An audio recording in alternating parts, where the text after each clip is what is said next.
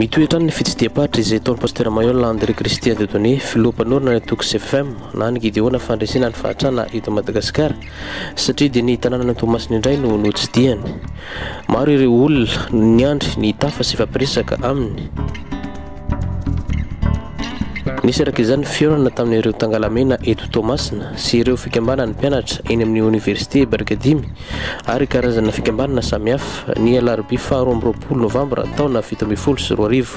Maray mandeha eto tanàna namaly ny antso izay natao tamintsika ka tonga namonjy ty fotoana androany ty na dia hoe eo ny adidy andraikitra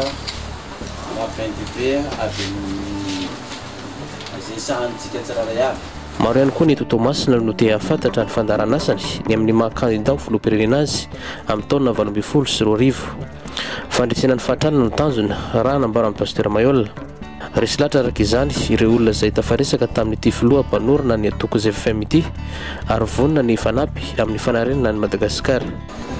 Ny resaka fampianarana zegny tegna azoko atao hoe tsy dia nisy ny projena resaka fampianarana fô tonga moa pasteur Mayol nagnazava tegna mandresy lahatra zay zegny safio zay ty nalefa ny andravy-takagny raha le fiantrako fô tsara ndraiky nisy karazana hoe iny tanjona anao ka fa vita fianarana iny tanjonanao tsisy zay fô après zegny firesaigny tamin'ny pasteur Mayol iny tegna be zegny fanantenananay zegny mba hisiany lehilahy amin'ny hoaviny fampianarana zegny agny aorena agny tsinjovina ilay hoavina zaza mafara zegny.